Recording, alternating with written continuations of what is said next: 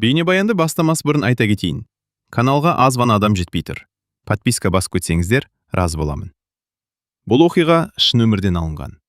Жүрегіңізді тебірентетін, ойландыратын шынайы әңгімелерді осы видеодан тамашалаңыз. 53 жасында тағы да ақ көйлек кием деп ешқашан ойламаппын. Жастық шағында тұрмыс құрып, ұзақ жыл отасқан күйеуімнен 5 жыл бұрын айырылғанмын. 3 балам өсіп, әрқайсысы өз алдына шаңырақ көтерген. Немерелерім де бар. Сол себепті өмірімнің қалған бөлігі тыныш өтеді деп ойлаған едім. Бірақ тағдыр адамның жоспарын сұрамайды екен. Ерланмен танысқанында 52 дедім. Ол менен 2 жас үлкен болатын. Әйелі бірнеше жыл бұрын қайтыс болған. Алғашында жай ғана амандасып жүрдік. Кейін әңгімеміз жараса бастады. Бір күні ол маған жалғыздықтан шаршадым деді. Мен үндемедім. Өйткені мен де шаршаған едім. Үйге келгенде балаларының бәрі өз тіршілігімен кетеді.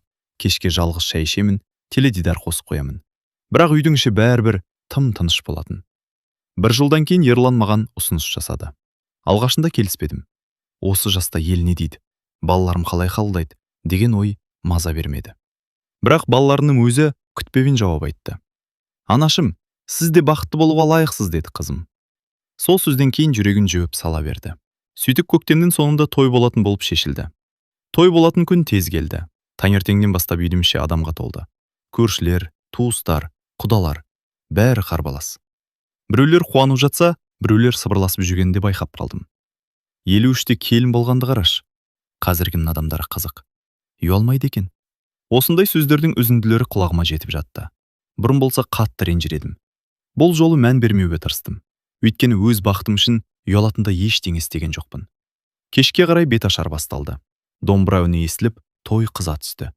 Бетіме ақ орамал жабылған сәтте жүрегім ерекше толқыды. Жымадағы қызда емес екенмін. Қазір бәрін кереңірек сезінеді екенсің. Әр сөздің салмағы бар. Әр адамның ниеті көрінеді.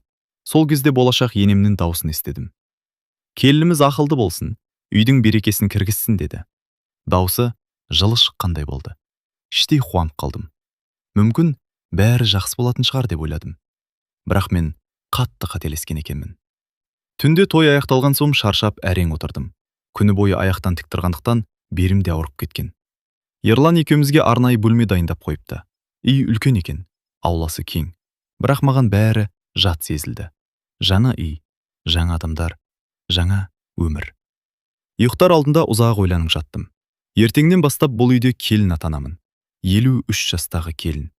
Өмір қызық екен. Сол оймен көзім ілініп кеткен. Таңертең ерте оянып кеттім. Сырттан адамдардың дауысы естіледі. Ас үй жақта әйелдер шай дайындап жүрген сияқты. Бетімді жуып, сыртқа шықтым. Бәрі маған қарап тұрғандай көрінді. Бірақ ешкім ештеңе демеді. Мен де амандасып, ас дайындауға көмектесе бастадым. Бір кезде екі әйелдің сыбырласқанын естіп қалдым. Көрдің бе? Иә. Апасы барып қарап шыққан екен. Мен тоқтап қалдым. Нені қарап шыққан? Әйелдер бір-біріне қарап қалды. Ештеңе емес. Дауыстары өзгеріп кетті. Бірақ көңіліме күдік кірді. Бір нәрсе болғаны анық еді. Түске қарай дастархан басында отырғанбыз. Сол кезде қайынсінім күліп жіберді. Анам да қызық өзі. Бөлме іші тынышталып қалды. Енесі оған көзін аларта қарады. Артық сөйлеме, бірақ сөз айтылып қойған еді. Не болды? Деп сұрадым. Ешкім жауап бермеді. Сәлден кейін қайынсіңлім байқамай айтып қойды. Таңертең төсектеріңді тексеріп шыққан ғой. Қолындағы кесе дір ете қалды. Бөлме іші тағы да тынышталып кетті. Ал мен естігеніме сене алмадым. Қалай тексерді? Ешкім үндемеді. Тек енем ғана салқын жүзбен шайын ішіп отырды. Жүрегім дүрсілдеп кетті. 53 жастағы әйелмін. 3 баланың анасымын. Немере сүйіп отырған адаммын. Ал біреу мені жаңа түскен жас келіндей сынап жүр. Сол сәтте қатты қорланғанымды сездім. Бірақ қонақтың алдында үндемедім. Өзімді әрең ұстап отырдым. Кешке қарай адамдар азайып, үй тыныштала бастады. Мен аулаға шығып, жалғыз отырдым. Көңілім құлазып кеткен. Сол кезде көрші апай келді. Жасы 70-ке таяған кісі екен. Қасымда біраз үнсіз отырды. Сосын жай ғана. Ренжіп отырсың ба? Деді. Мен таңырқап қарадым. Неге? Таңертеңгі жағдайға. Демек, бәрі білген. Бұл мен ойлағаннан да жаман еді. Иә, ренжідің. Апай ауыр күрсінді. Сен бірінші емессің. Не дейсіз? Осы үйге түскен келіндердің бәрі сондай сынақтан өткен. Денем тітіркеніп кетті. Бәрі ме? Бәрі. Неге? Апай жан-жағына қарап алды. Сосын ақырын ғана. Оның өз себебі бар. Қандай себеп? Оны кейін өзің де білесің. Осын айтты да орнынан тұрды. Мені одан сайын ойға қалдырып кетті. Сол түні ұйықтай алмадым. Көрші апайдың сөзі қайта-қайта есіме түсе берді. Сен бірінші емессің. Бәрі сондай сынақтан өткен. Демек бұл кездейсоқ әрекет емес. Бұл әдет. Арнайы жасалатын нәрсе. Бірақ не үшін? Қандай мақсатпен? Жауабын таба алмадым. Түн ортасында су ішуге шықтым. Дәлізден өтіп бара жатқанымда ас үй жақтан дауыс естілді. Енем біреумен телефонмен сөйлесіп отыр екен. Мен байқамай тоқтап қалдым. Иә, бүгінде қарап шықтым. Бірнеше секунд үнсіздік болды. Жоқ, бұл да басқалар сияқты емес екен. Жүрегін тарс ете қалды. Басқалар сияқты емес дегені не? Ол тағы сөйлеп жатты. Әлі ерте, біраз уақыт бақылау керек. Мен одан әрі тыңдай алмадым. Бөлмеме қарай үнсіз қайтатып кеттім. Бір нәрсе анық еді. Енемнің маған қатысты қандай да бір жоспар бар. Ал оның не екенін мен әлі білмейтінмін. Таң атқанша көз іле алмадым. Енемнің түндегі сөзі ойымнан кетер емес. Бұл да басқалар сияқты емес екен. Әлі ерте, біраз уақыт бақылау керек. Кімді бақыламақ? Неге бақыламақ? Мен қылмыс жасап жүрген адам емеспін ғой. Бірақ бұл сұрақтардың жауабын таба алмадым. Таңертең әдеттегіден ерте тұрдым. Жаңа түскен келін болған соң қол қусырып отыруға ұялдым. Ас үйге кірсем, енем әлдеқашан оянып алыпты. Маған басынан аяғына дейін бір қарап шықты. Ерте тұрғаның жақсы екен деді. Даусы жылы емес, суық та емес. Бір түрлі. Не ойлап тұрғанын түсіну қиын. Мен үндемей шай дайындауға кірістім. Бір кезде қамыр илей аласың ба деді. Әрине. Көрейік онда. Сол күні таңғы асты түгел өзім дайындадым. Бауырсақ пісірдім, шай қойдым, дастархан жайдым. Бірақ енемнің жүзінен ризашылық көрмедім. Керісінше, кемшілік іздеп отырғандай көрінді. Түске қарай үйге туыстар келе бастады. Тойдан кейінгі қонақтар. Әйелдер бөлек отырды. Ер адамдар бөлек отырды. Бір кезде енем бәрінің көзінше: "Біздің келіннің қолы қалай екен, байқап көрейік" деді. Мен түсінбей қалдым. Сөйтсем, әңгіме тамақ туралы екен. Қонақтардың бәрі мен дайындаған асты жеп отыр. Өзімді емтихан тапсырып отырған оқушыдай сезіндім. Тұзы дұрыс екен, еті жұмсақ екен. Жаман емес. Осындай сөздер айтылып жатты. Бірақ енемнің өзі үндемеді. Соңында үйренеді әлі деді. Сол ғана. Кешке қарай бәрі кетіп қалды. Мен шаршап тұрғанмын. Сонда да үй жинауға кірістім. Бір кезде жатын бөлмеден енемнің дауысы шықты. "Ей, бәрің бері келіңдерші." Дауысы қатқыл шықты. Үйдегілердің бәрі жиналды. Мен де бардым. Енемнің жүзі сұп-сұр болып кеткен. Сақинам жоқ. Бөлме іші тынышталып қалды. Қай сақина? Алтын сақинам. Мен ештеңе түсінбей тұрдым. Қайда қойған едіңіз? Осы үстелдің үстінде тұрған. Барлығы іздей бастады. Төсек асты қаралды. Сөрелер тексерілді. Жәшіктер ашылды. Бірақ сақина табылмады. 1 сағат өтті. 2 сағат өтті. Әлі жоқ. Сосын енемнің көзі маған түсті. "Бөлмеге бүгін кім кірді?" Ешкім жауап бермеді. Мен сұрап тұрмын. Қайынсіңлім: "Таңертең жеңеше кірген еді ғой" деді. Бәрінің көзі маған ауды. Жүрегін зу ете қалды. Мен тек шаң сүрттім. "Басқа ештеңе істемедің бе?" "Жоқ." Енем үндемей қарап тұрды. Сол үнсіздіктің өзі ауыр еді. Кешкі ас кезінде ешкім дұрыс сөйлемеді. Менің де тәбетім болмады. Бір кезде үлкен қайнағам: "Мүмкін басқа жерге қойған шығарсыз" деді. Енем басын шайқады. "Жоқ." Сосын тағы маған қарады. Мен бәрін түсіндім. Ол мені ұр деп ойлап отыр. Түнде Ерланға айттым. "Анаң маған сенбей жүр." "Жоқ, сен артық ойлап отырсың." "Жоқ, байқап жүрмін. Анам ондай адам емес." Осы сөз жүрегіме тиді. Өйткені ол анасына сенді. Ал маған сенбегендей көрінді. Ертеңінде жағдай тіпті қиындай түсті. Таңғы шай үстінде енем күтпеген сөз айтты. Үйде бөтен адам жоқ. Бөлмеше тып-тыныш болды. Демек Сақинаны біреу алған. Ешкім сөйлемеді. Менің қолым дірілдеп кетті. Не айтқыңыз келіп тұр? Өзім де білмеймін. Бірақ маған қарап отырсыз. Мен ешкімнің атын атаған жоқпын. Бұл сөзден кейін көзіме жас келді. Өйткені кейде ашық айтпаудан да ауыр нәрсе болады. Ол күмән. Түстен кейін тағы бір соққы алдым. Үйге екі көрші әйел келді. Олар шай ішіп отырып әңгімені Сақинаға бұрды. Табылмады ма әлі? Жоқ. Қызық екен. Мен олардың бәрін түсіндім. Әңгіме әлде қашан ауылға тарап кеткен. Кешке қарай аулада кір жайып жүргенмін. Сол кезде көрші апай тағы келді. Баяғы апай. Маған аяушылықпен қарады. Басталды ма? Не басталды? Оның сынып. Денем мұздап кетті. Бұл да сынап па? Апай басын изеді. Бұрынғы келіндер де осылай бастан өткізген. Қандай келіндер? Бұл үйге түскендердің бәрі. Сонда Сақина, апай бірден сөзінді бөлді. Асықпа, әлі көп нәрсе көресің. Осыны айтты да кетіп қалды. Сол түні ұйықтайын деп жатқанмын. Бір кезде дәлізден сыбдыр естілді. Есікті сәл ашып баратын. Енем екен. Ол жалғыз өзі бір затты шкафтың ішіне салып жатты. Қолында кішкентай қызыл қорап болды. Мен анық көре алмадым. Бірақ әлгі қорап маған таныс сияқты көрінді. Дәл сол сәтте енем бұрылып қалды. Екеуміздің көзіміз түйісіп кетті. Бірнеше секунд үнсіз тұрдық. Сосын ол жай ғана. Ұйықтамадың ба әлі? Су ішейін деп едім. Енемнің жүзінде түсініксіз күлкі пайда болды. Ертең қызық күн болады. Осыны айтты да бөлмесіне кіріп кетті. Ал менің жүрегім бір жамандықты сезіп тұр еді. Енемнің кешегі сөзі түні бойы маза бермеді. Ертең қызық күн болады. Бұл сөздің астарында не жатқанын түсінбедім, бірақ бір нәрсенің болатынын сездім. Таңертең оянғанда көңілім алаң еді. Үйдің іші әдеттегідей емес. Бәрі бір нәрсе күтіп жүргендей. Шай үстінде ешкім артық сөйлемеді. Тек енем ғана бәрімізді кезек-кезек бақылап отырды. Бір кезде орнынан тұрды. Бүгін үйді толық жинаймыз. Жарайды, дедік бәріміз. Әр бөлме мұқият қаралсын. Дауысы ерекше қатқыл шықты. Сол сәтте жүрегім бір нәрсені сезді.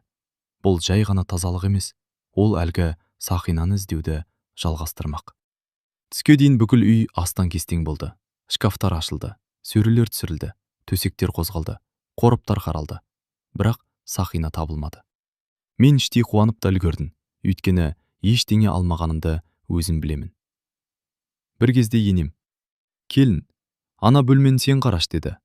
Бұл оның өз бөлмесі еді. Мен үндемей кіріп кеттім. Бөлме тап-таза, барлығы өз орнында. Бірақ кеше түнде көрген қызыл қорап есіме түсті. Енем әлденені шкафқа салған болатын. Көзім еріксіз сол шкафқа түсті. Бір сәт ойланып тұрдым. Ашуым келіп кеткен. Соңғы 2 күнде көрген қорлығым есіме түсті. Сосын есігін аштым. Жоғарғы сөреде бірнеше қорап тұр екен. Біреуін алдым, іші бос. Екіншісін аштым, ескі суреттер. Үшіншісін ашқан кезде жүрегім тарс ете қалды. Ішінде қызыл қорап жатыр. Дәл кеше түнде көрген қорап. Қолым дірілдеп кетті. Ақырын аштым. Ішінде алтын Сақина жатыр. Сол Сақина. Енем 2 күн бойы іздеп жүрген Сақина. Мен орнымда қатып қалдым. Бірнеше секунд бойы не істерімді білмедім. Сосын қорапты алып сыртқа шықтым. Қонақ бөлмеде бәрі отыр екен. Апа, даусым дірілдеп шықты. Барлығы маған қарады. Не болды? Мен қызыл қорапты үстелге қойдым. Мынаны таптым. Енемнің жүзі өзгеріп кетті. Қорапты аштым. Алтын Сақина жарқ ете қалды. Бөлме үшін үнсіздік басты. Бірінші болып қайынсіңлім сөйледі. Міне ғой Сақина. Үлкен қайнағам таңғалып қалды. Қайдан шықты? Шкафтан таптым. Қай шкафтан? Апайдың бөлмесінен. Барлығы енеме қарады. Мен де қарадым. Өмірімде алғаш рет оның жүзінен абыржу көрдім. Бірақ ол тез өз-өзін жинап алды. Ұмытып қойған шығармын. Үйдегілер бірден тыныштала қалды. Иә, ондай болады ғой. Жасы келген соң ұмытады адам. Ештеңе етпейді. Әңгіме жабыла салды. Бірақ менің ішінде бір нәрсе үзілді. 2 күн бойы мені ұры сияқты көрсеткен адамдар енді ештеңе болмағандай отыр. Ешкім кешіріңіз деп айтпады. Ешкім сізді бекер күдіктендірдік демеді. Енем де үндемеді. Сақинасын алып, қалтасына салып қойды. Болды. Бәрі аяқталғандай. Бірақ мен үшін аяқталмаған еді. Кешке қарай Ерлан жұмыстан келді. Мен бәрін айтып бердім. О біраз үнсіз отырды. Сосын, табылған жақсы болған екен деді. Мен таңырқап қалдым. Бар айтатыным осы ма? Не деуім керек? Мені 2 күн бойы күдіктендірді ғой. Анам әдейі істемеген шығар. Осы сөзден кейін көзіме жас келді. Сен шынымен солай ойлайсың ба? Әрине. Онда неге Сақина дәл өз шкафынан шықты? Ерлан жауап бере алмады. Бірақ анасын да кінәламады. Сол сәтте өзімді жалғыз сезіндім. Келесі күні ауыл дүкеніне бардым. Жолда көрші апайды кездестірдім. Ол бәрін естіп қойыпты. Табылыпты ғой? Иә. Апай басын шайқады. Күткенім сол еді. Сіз бәрін білесіз бе? Ол маған ұзақ қарады. Сосын, біразын білем. Сонда бұл шынымен кездейсоқ емес пе? Апай ауыр күрсінді. Қызым, кей адамдар билікті жақсы көреді. Не айтқыңыз келеді? Ол келіндерін сынағанды ұнатады. Неге? Өйткені бәрі өз айтқанымен жүргенін қалайды. Бұл сөздер жүрегіме қадалып қалды. Үйге қайтып келе жатқанда көп нәрсені ойладым. Мүмкін шынымен бәрі әдейі жасалған шығар. Мүмкін мені тексеріп жүрген шығар. Мүмкін бұл тек бастамас шығар. Бірақ дәлел жоқ. Сондықтан ештеңе айта алмаймын. Сол түні күтпеген жағдай болды. Сағат 11 шамасында су ішуге тұрдым. Ас үйге жақындағанда 2 адамның дауысын естідім. Енем мен қайынсіңлім сөйлесіп отыр екен. Мен байқатпай тоқтап қалдым. Бұл жолда өтпеді, деді қайынсіңлім. Асықпа. Бірақ Сақина жоспары іске аспады ғой. Жүрегім тоқтап қалғандай болды. Басқасы бар, деді енем.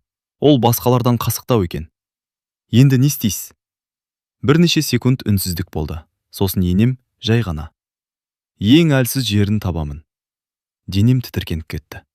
Әр адамның әлсіз жері болады. Оның да бар. Тек әлі таппадым. Мен үнсіз артқа шегіндім. Тынысын тарылып кеткен. Енді күмән қалмаған еді. Сақина кездейсоқ жоғалмаған. Мені бекер күдіктендірмеген. Бұл әдейі жасалған. Ал енем тоқтайтын түрі жоқ. Түнде естіген әңгімеден кейін менің күмәнім толық сейілді. Енемнің мені сынап жүргені анық еді. Бірақ не үшін? 53 жастағы әйелді қорлап, кексеріп, күдіктендірудің не қажеті бар? Осы сұрақ миымнан кетпеді. Келесі бірнеше күн сырттай тыныш өтті. Енем бұрынғыдай қатты тиісіп сөйлеген жоқ.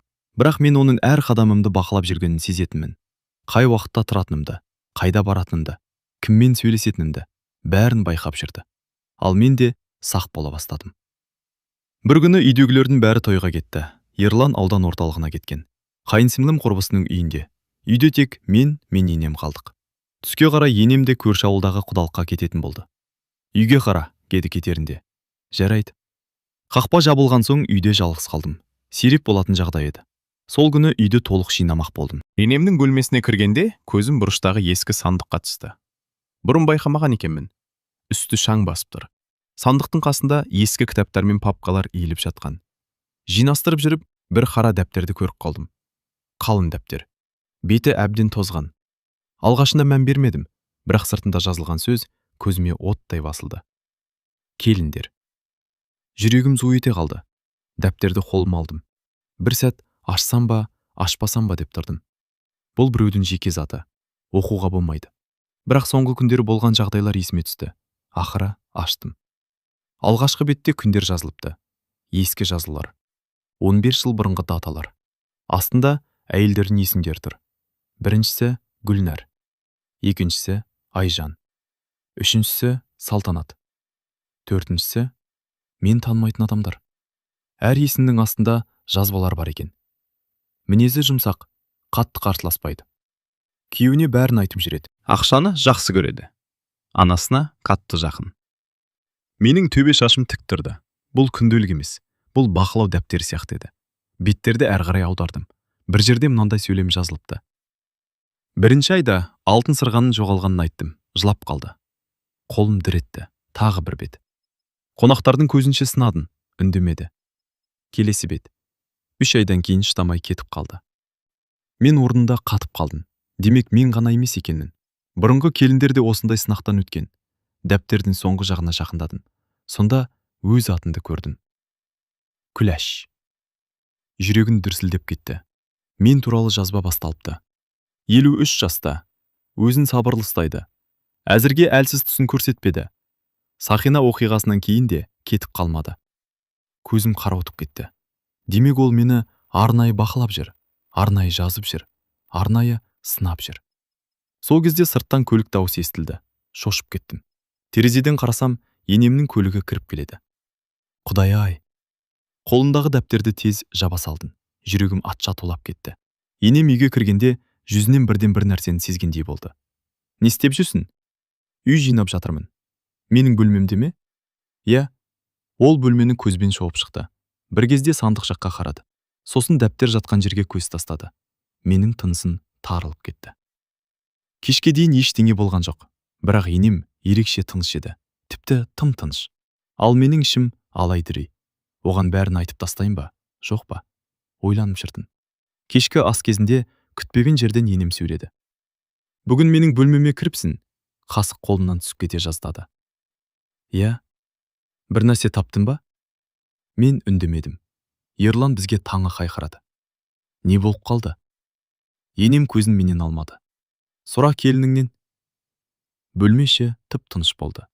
Мен де үнсіз қалмадым. Соңғы күндері жиналған ашуым сыртқа шықты. Иә, таптым. Ерлан таңғалып қарады. Не таптым? Мен енеме тіке қарадым. Дәптеріңізді таптым. Енемнің жүзі сұрланып кетті. Қандай дәптер? Келіндер туралы жазатын дәптеріңізді. Үстел үстіндегі тыныштық қорқыныш деді. Ерлан түсінбей қалды.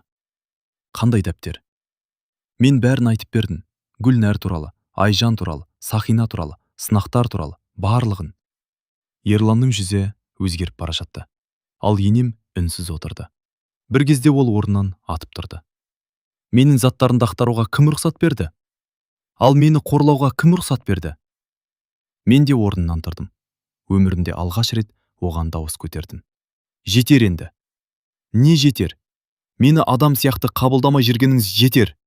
Мен тек отбасыма кім келгенін білгім келді. Онда неге бәрін жазып жүрсіз? Өйткені тәжірибем бар. Бұл тәжірибе емес, бұл қорлау.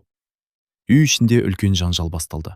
Сол кезде Ерлан үстелді тарс еткізіп ұрды. Болды.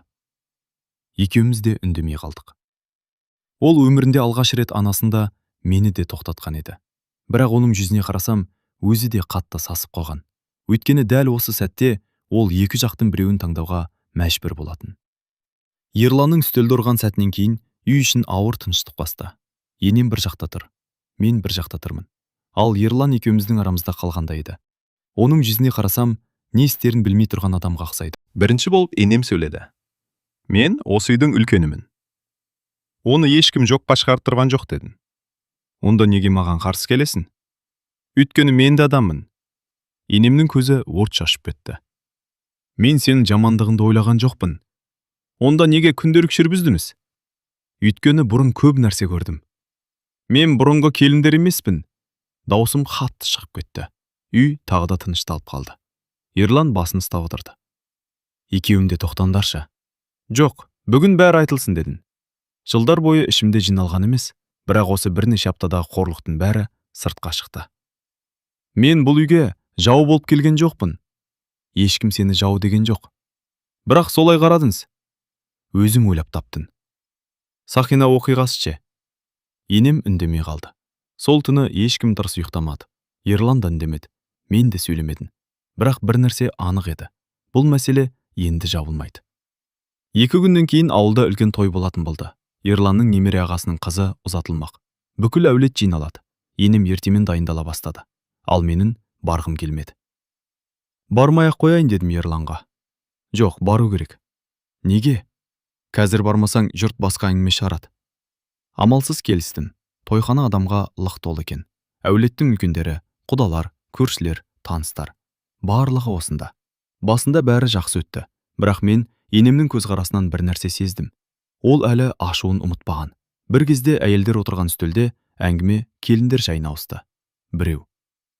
Қазіргі келіндер қиын болып кетті деді. Екіншісі. Бұрынғыдай емес қой. Сонда енем сөзге араласты. Кейбіреуі тым өзімшіл келеді. Мен оның кім туралы айтып отырғанын бірден түсіндім. Әйелдер тыңдап қалды. Неге олай дейсіз? Енем күрсінді. Үлкенді сыйлауды білмейді.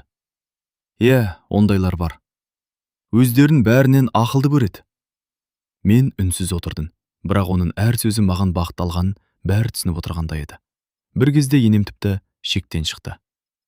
Кейбіреулер үйге келіп алып, үлкендердің заттарын ақтарады. Үстел басында отырғандар бір-біріне қарады. Жүрегін зу ете қалды. Бұл енді ашық түрде мені масқаралау еді. Сол сәтте бұрынғы мен болсам үндемес едім, бірақ бұл жолы үндей алмадым. Орнымнан жай ғана тұрдым. Барлығы маған қарады. Апа, әңгімені ашық айтайық. Тойхана тынышталып қалды. Енемнің жүзі өзгерді. Не айтқың келіп тұр? Мен сіздің заттарыңызды қызық көріп ақтарған жоқпын. Онда? Себебі мені ұры қылып көрсеткеннен кейін шындықты білгім келді.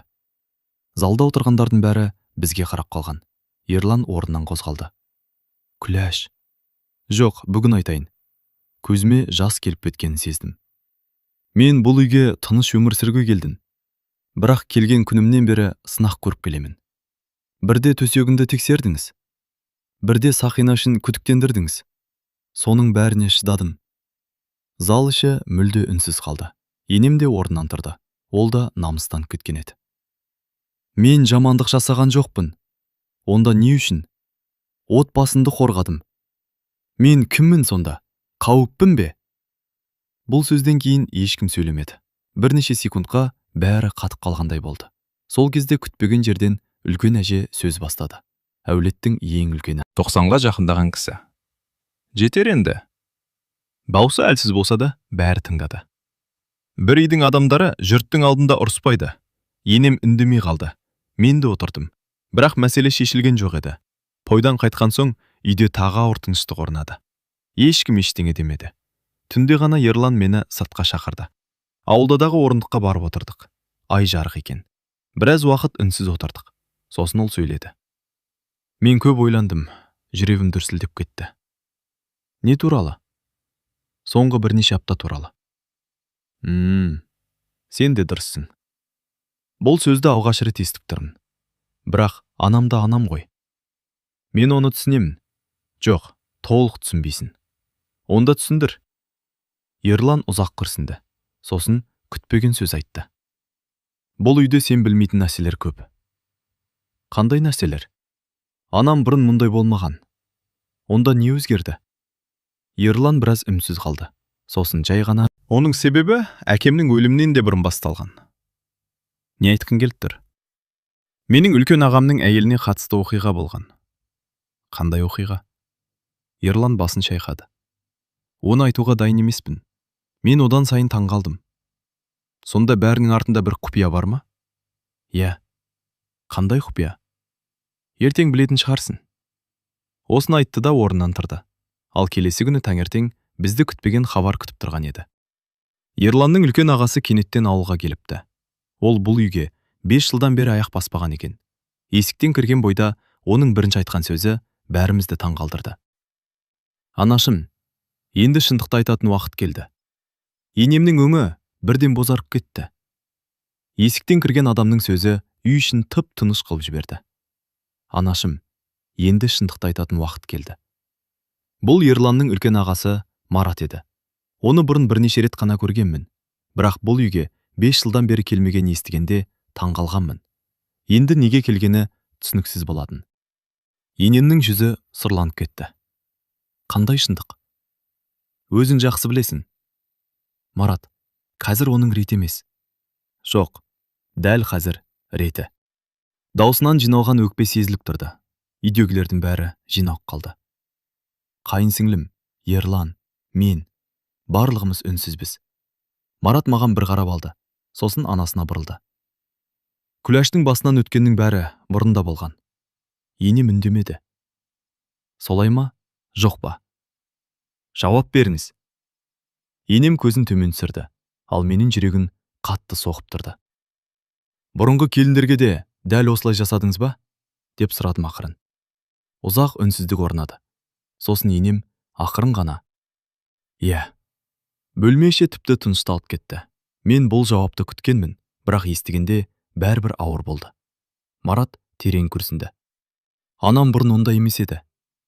Онда не болды? Деп сұрадым. Марат орындыққа отырды. Бәріміз оған қарадық. Бұл оқиға 20 жыл бұрын басталды. Сол кезде Ерлан да басын көтерді. Ол әңгімені білетін сияқты, бірақ толық емес. Менің бірінші жеңгем болатын, деді Марат. Айнұр өте жақсы адам еді. Ененнің көзінен жас жылтырап кетті.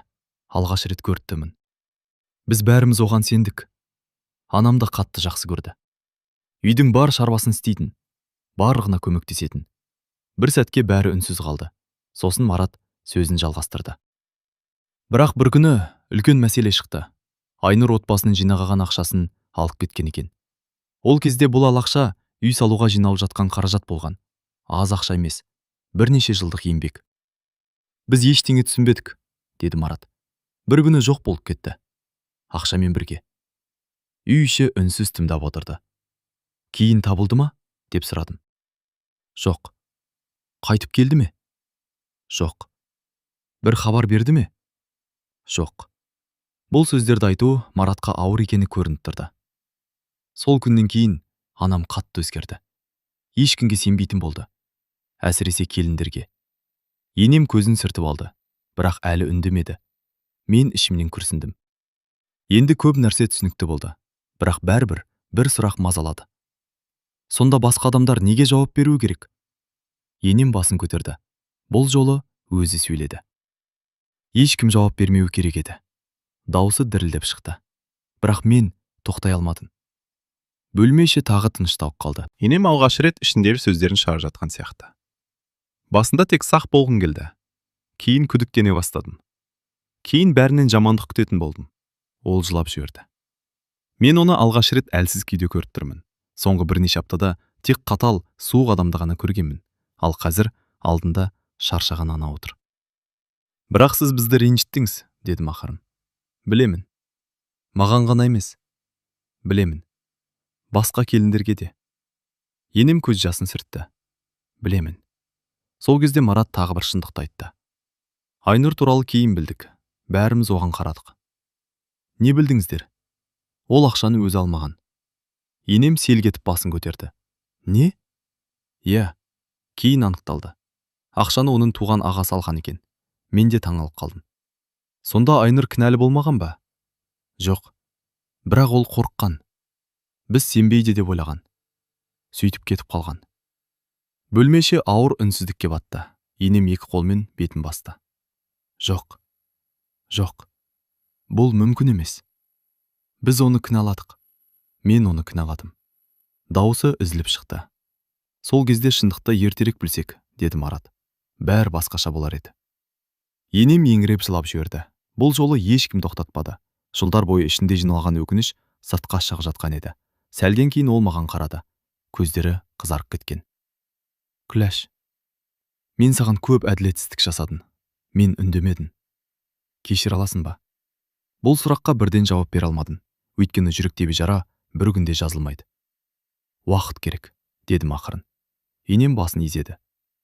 Дұрыс. Мен күтемін. Сол күні кешке үй іші біраз тынышталғандай болды. Бірақ бәрі толық шешілген жоқ. Өткеннің жарасы әлі бар еді. Ал тағдыр бізге соңғы сынағын әлі дайындап қойғанын ешкім білмеген. Түн ортасында енемнің бөлмесінен бір тарс еткен дыбыс шықты. Бәріміз жүгіріп бардық. Есік ашық тұр. Ал енем еденде қозғалыссыз жатыр еді. Енемнің құлағанын көрген сәтте бәріміз абдырап қалдық. Апа! Ерлан бірінші болып жүгірді. Мен де жетіп бардым. Енем көзін жұмып жатыр. Өңі бозарып кеткен. Қолдары мұздай. Жедел жәрдем шақырылды.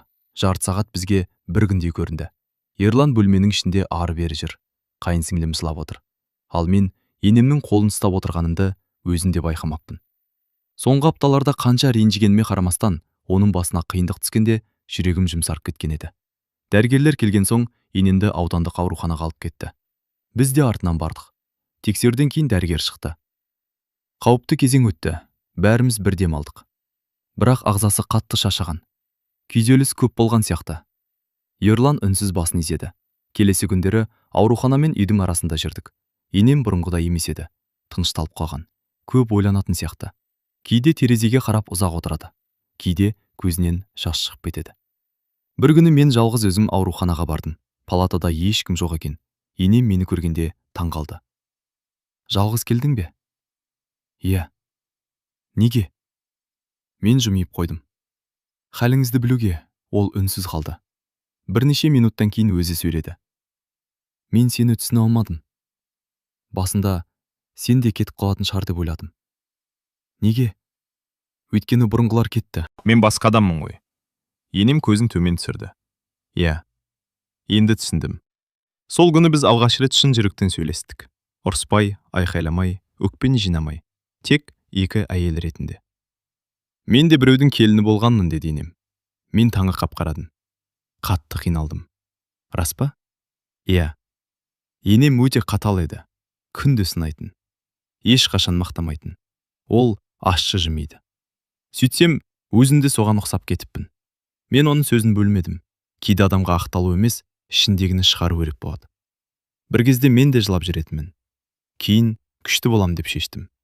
Бірақ қатал болып кетіппін. Айырмашылығын байқамаппын. Ол көз жасын сүртті. Сол сәтте мен оның бойынан бұрын көрмеген адамды көрдім. Қатал ене емес, қателескен адамды, өкініп отырған ананы. Бір аптадан кейін енем үйге шықты. Дәрігерлер тынығу керек деді. Сондықтан үй шаруасының көбін мен өз мойныма алдым.